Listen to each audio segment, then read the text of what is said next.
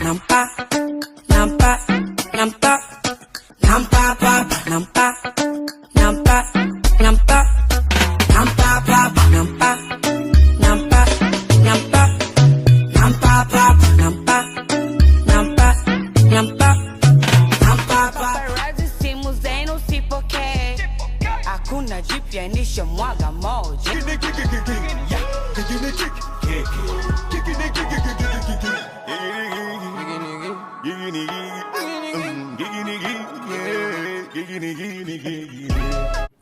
Hello, mambo, karibu na karibuni tena kwenye channel yangu. I'm back so soon. This is another reaction video. So I'm going to be reacting to the BBC's episode ya The She Word. I came across a video ambayo Gigy naye yumo kama the other previous video ambayo niliangalia Bridget Acheng yumo. This video has been out for about 2 to 3 months now, lakini I guess Shilawadu hawajaamua kuonesha na kuwapa the whole thing, but it's out there kwa walikuwa wamewapita.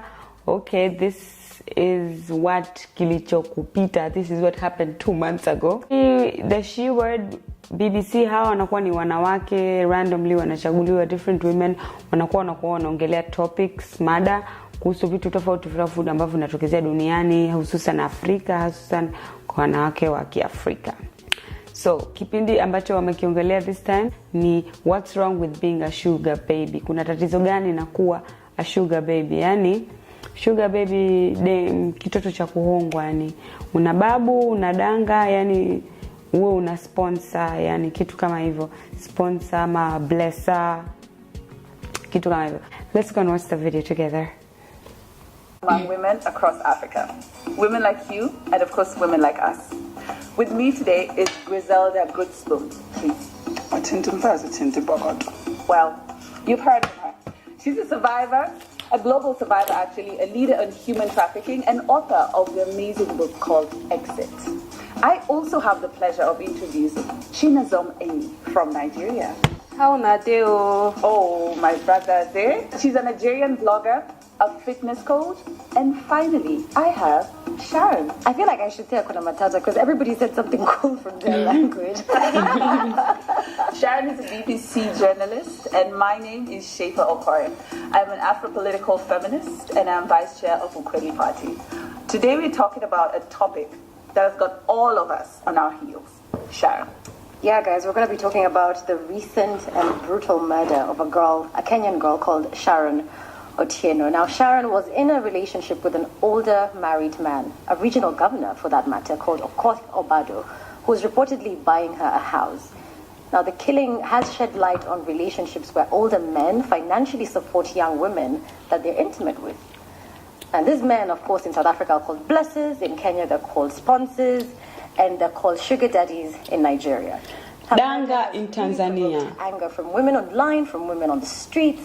And they're saying that the sponsors' way of life is putting many women Mshefa.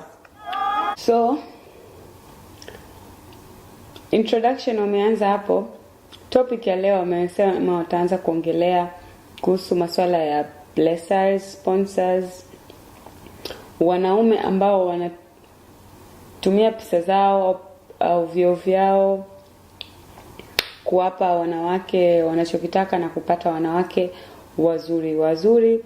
Na kulikuwa kuna issue ya msichana ambaye alikuwa akiitwa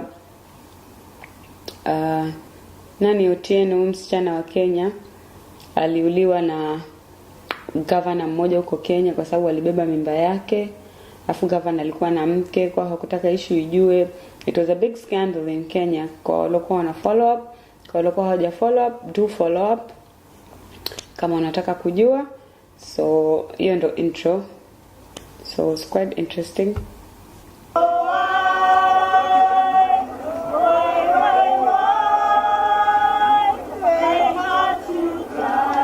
It's dusk in Nairobi, the capital of Kenya.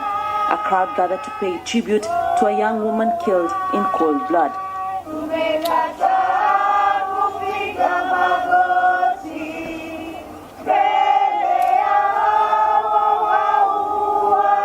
They chant songs in protest over murder most foul. Sharon Otieno, at 26-year-old university student in Kenya was 7 months pregnant when she and the baby she was carrying were killed. Her murder is under investigation and the facts of the case are far from clear. Attendees demanded justice for not only Sharon but other young girls. Justice for you, Tabitha. We're going to get justice for you, Sharon. Most recent, most horrible. This is not a country of hyenas. Yes. This is a country of people. The dynamic of the relationship, which is having a sugar daddy or a sponsor. Do you think it's okay, or do you think it's not okay to be with someone who is older, potentially even married? Tunawapa sifa wenyewe wanaume kwa kuita madanga, kuita nani, kwa sababu mwisho wa siku anajijua kama yeye sponsor danga. Kwa hata ingesema anajijua kama yeye ndo yeye.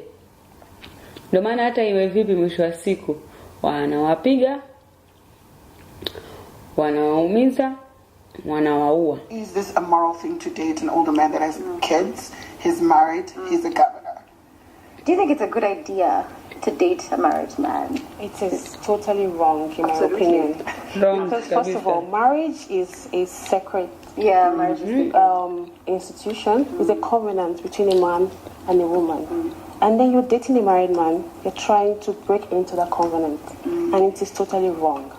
Number two, these men don't care about you. They have a family, they have a wife, they have children. Unless the Muslim with you and just play with you. So you don't have a future with them. So think about your future, and it's just totally wrong. Yani huyu anasema wanawake wanatakiwa walindwe na waheshimiwe. Wanawake hao pia wanatakiwa wajiheshimu wao wenyewe na wajifundishe jinsi ya kufanya kazi ili wapate pesa. Shortcut, panya route sio kitu kizuri kabisa. Ipanya route haimwachi mtu salama. Hii comment nyingine, huyu anasema tatizo sio wanaume. Tatizo ni wanawake ambao hawataki kufanya kazi, alafu wanatafuta shortcut kwa kupitia madanga, masponsor. Wanawake ndio tatizo, na narudia tena, wanawake ni tatizo. Kweli. Afu mwingine ameandika, naamini kwamba wasichana wana haki ya kusema hapana kwa masponsor na mablesa. Hii itatokea pindipo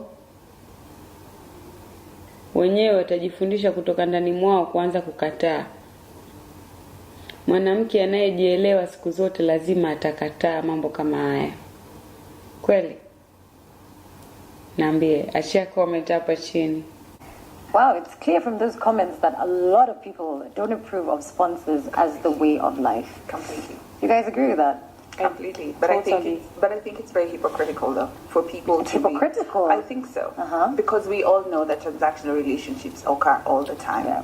So I think this story has made us be able to look at ourselves in the mirror and look at that thing that we all don't like but is there. What are you thinking? Because it's totally wrong to me, and I feel these girls are just being lazy. Trust me, being lazy. Yes, girl.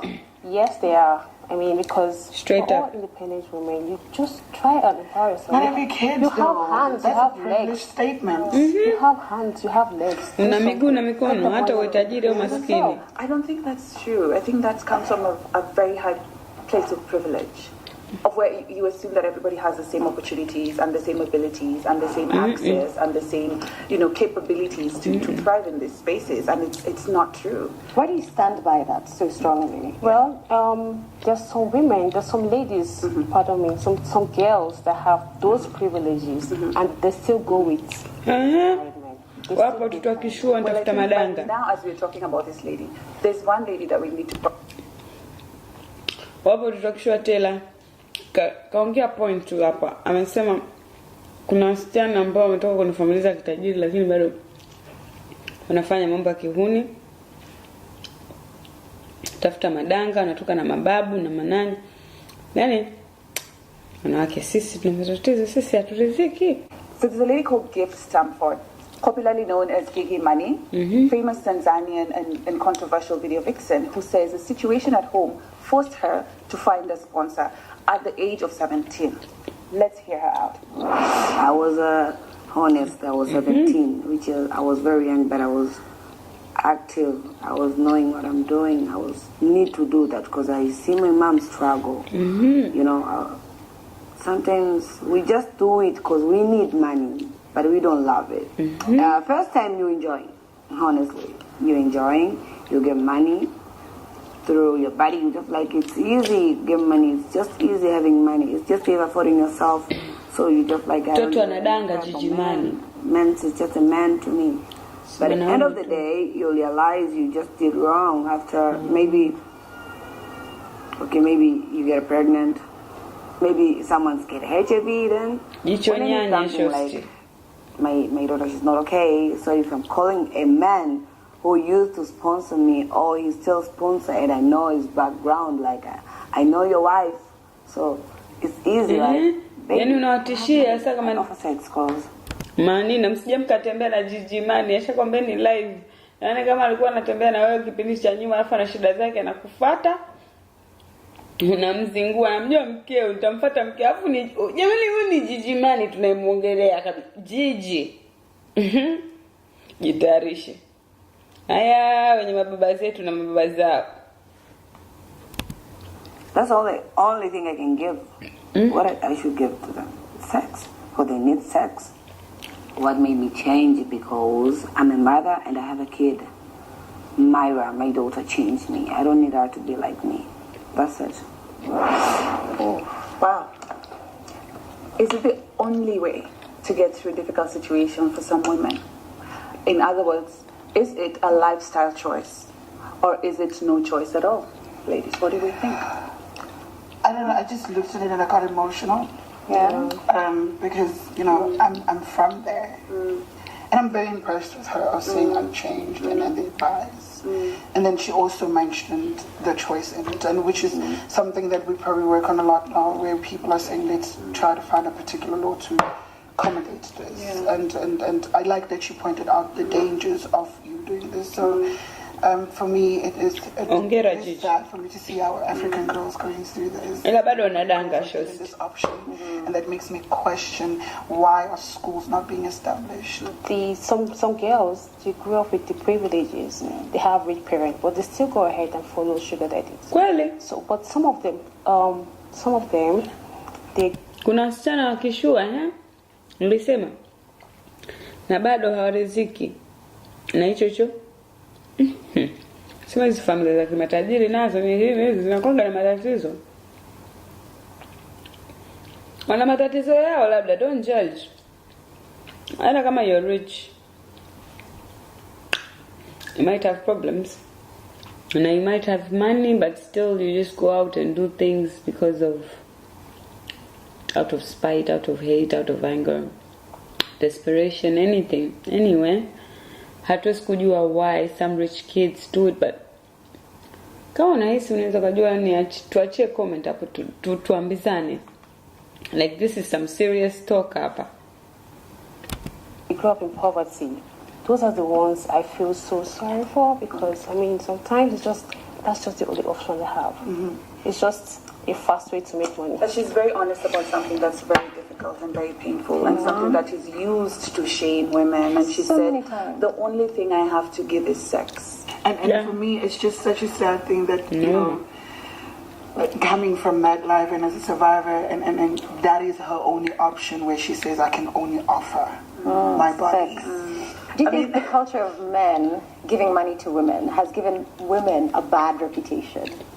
Have men always given money to women? Lakini Gigy alikimbia shule. For women? Because we use terminology that changes our lives. Men were taught to be fathers, to be brothers, and provide. Known as sponsors in Kenya and blessers in South Africa. And this is a story of Grace, who was actually featured in BBC Africa Eye recent documentary on sugar daddies. Take a look. I want to take her to a good school, a school that she is going to study without stress. Penda sana? Maskini. I have a male friend, and I call him and tell him, I want to pay for my house, and I only have money for shopping. I don't have money for rent. Can you help me? They could give me like 5K, at times maybe 7, 10, but the kind of sponsor that I need is someone that's going to help me big time, like they're going to change my life. Wow. So why? That story is a bit different from Gigy. Yani yo 5-10K. Nikipiga mahesabu ya faster. 5,000 Kenya ni kama 10,000 ya kwetu 15,000. Yani 200,000 faster na shida ya kodi nini. Yani ana mtu wake huyo uhakika. Hakosi kumpa 200,000. Mambo yanaenda fresh. Ila anatamani angekuwa na mwingine mshefa mwingine zaidi. Danga babu la kumdangua zaidi. Jamani dunia hii. Mungu nipe nguvu kila siku, ndo dua naomba. Mungu nipe nguvu kila siku nitafute changu. Niendelee kutafuta na kufight na kutafuta changu. Kwa sote. Mwenyezi Mungu atujalie sote wanawake na wanaume tuwe na nguvu kutafuta vya kwetu. It's coming to a social status for this lady because she clearly wants a house and she wants to take care. And I mean, yani imekuwa kwamba anachosema kwamba kweli siku hizi imekuwa wanawake hawataki kugua with guys their same age kwa sababu ndo kwanza wanatafuta shortcuts wapate haraka na wanawaza status zao huko kuna social media wataonekana vipi na kwa watu kwenye jamii wataonekana vipi kwa sababu mwanamke baada ya kuwaza kwamba nitafute biashara nini mwanamke anawaza kodi. Yani ile 200,000 ungeiomba kabla kodi kufika. Kwa nini asingetafuta kitu cha kufanya kaikuzisha? Alafu kweli like angeomba pesa mtaji nini. Lakini haiombeki. Kwa nini asingeomba yeye mwenyewe binafsi akafanya au mambo yake ya kufanya katikati ya mwezi kabla? Alafu double somewhere or another akafanya like there's so many things you can try to come up.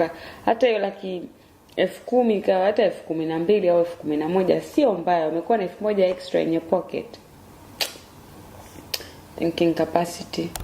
That's an everyday woman. No, we have an everyday woman. We are caring people. We maintain life. And I think this is where I agree with what she's saying, that women are lazy. At her age, you would expect by then she would be finding a job and work. And also, not... So is this not working or is this not a job? It is not a job to be lazy. Sio kazi. Kwa umri wake anatakiwa anafanya kazi. Daughter, she has her own house and she's taking care of her bills, but it's not enough, right? So it's the moment of where she gets to a place of it's insufficient. And I have someone whom I can call and be like, hey, I've paid for my rent, I don't have money for food. And the thing for me is, because I'm very particular about she says she's a single mother, she has a baby to take care of. And she's literally saying, I'm doing all I can to provide for this baby. Unaona wewe ni sawa hicho unachokifanya. So why is it wrong for me to actually choose to seek help? If this is something that I want to mtu wake uhakika kwa sababu kasema haendi kokote kwa danga na ndo lengo la sponsor danga na kila kitu mtu mmoja. Young women who look for older men to fund their lifestyles. Young men, popularly known as Bentons in part of the continent, are dating Serengeti boys and benefiting financially. Serengeti boys in Tanzania. We've got mail. We are in Uganda to find out their take on sugar mummies. Na Uganda ndo wamejaa tele. Vivulana Uganda. I don't have one, so I don't think I would allow one to look after me because financially I think I can be stable on my own. Safi sana. Financially kashasema yuko vizuri mwenyewe. If at all karidhika. Safe, we can go for blood checkups and like she's having some good money. Twende tukapime damu na kama ana hela twende. Yale kina Gigy. We'll go against it just so to attain something else that I can get later on. So I would say no to it. Huyu atakataa kwambia nini unipe pesa. Mimi mwenyewe pesa baadaye nitapata. People could accept. Some people like older women, and they may not look at them as sugar mummies, they may look at them as, girlfriends. Anasema wengine anaweza kaona sio sugar mummy, ni demu wake. Things attached, then I would agree and I think I would be okay with it. But if she says there are strings attached, I would not agree. Because you know. Mwingine pumbavu anasema nikikuwa kama hamna strings attached atakubali, lakini kama kuna strings attached nani akupe hela yake sasa hivi bure bure? Limama litoke huko kakolea kashashiba, limama limeshiba na pesa zake na kila kitu, na wewe aje tu akupe pesa, aache kumpa mwanae na watoto wa dada zake. Aje akupe wewe tu Kiserengeti boy kinasema chuo bure bure tu akupe hela. Tustaniane. Some sugar mummies can really want you to have some sexual intercourse. Sasa unategemea vipi? Sugar mummy anataka usimtie? Just want young men, especially from campus, nice looking guys. If you are interested in a relationship, you can look for the heroines, not the sugar mummies who are older than you. Some of them are older than your mother. Kama unataka kutafuta dem mapenzi, katafuta alikuwa dem size yako. So anaenda huko kutafuta ni mama likubwa huko, mwingine mkubwa hata kuliko mama yako. Lakini kweli jamani, unakuta vivulana bwana, unatembea mtu kama shangazi yako huko.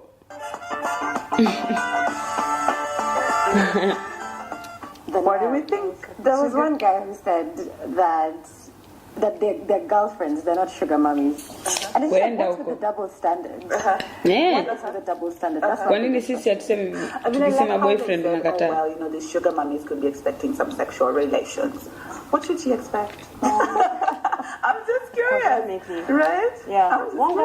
One guy said if there's no strings attached, maybe. If there's strings attached, no, he won't. I mean, of course he wants something in return. Yeah. We take a look at 3 scenarios today, okay? Then I'll leave your reactions to them. And here's the first one. Lean and Andy are married and have been for the last 8 years. But Andy's job doesn't pay as much. Hey, babe, that shoe looks very expensive. How did you afford it?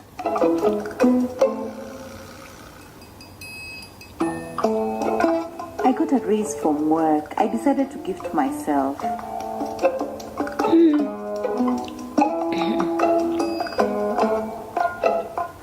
I hope he doesn't realize this was paid by my blesser. Nalo. Do you think she could have just been honest about where she got the shoes from? She can't even be honest about it because she's married. She doesn't want her husband to know. My time. If you actually got money from to buy those shoes, so she can't be honest. Is your problem the lie or the reason why she lied? This one is too familiar, way too familiar for people in the workplace. Let's take a look. Keela's 3-month internship is about to come to an end, but she really needs this job in order to help her ailing mom. Now that I dropped my flag for the boss, I'm so sure I'll get that job.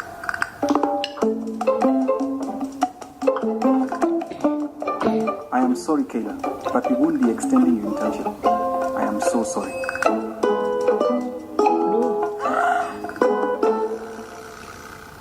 Ooh, what about that?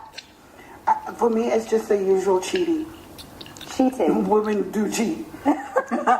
Preach. Do you understand what I'm saying? So, she's cheating for the status life, or she's cheating for the poverty life that she's struggling, and it's one of those survival mechanisms also. And I mean, and the trend of selling your body has become the business. So the opportunity occurs when a boss has a sexual harassment to you while you're doing the intern, and then you discover, I'm about to lose my job, and he did try to hit on me. I might as well give it to him and let me keep my job. And it's one thing that we get in South Africa with our young girls coming out of graduation and having their PG and not getting jobs. They're already, seduce and find ways to keep their jobs. So it's something. I like how bosses ask for sexual favors. Should that even be allowed? Before we even get into that discussion, I'd like you to take a look at the final scenario that we have, okay? So our final scenario will literally send you back to school, okay? Here is a typical classroom dilemma. Shima is a final year law student, but she's been skipping school. Yeah, past 6 exams. My career depends on it.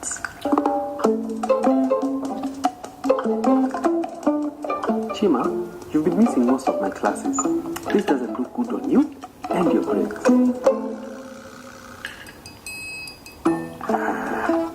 There is a way around it. Come a little closer.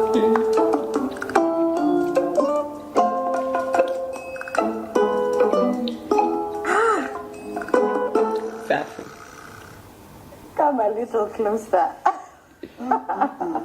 There's no guarantee she's going to get that score. There's no guarantee. Right? Yeah. No guarantee. But who's taking advantage of who here? The teacher. We've had this conversation for a long time.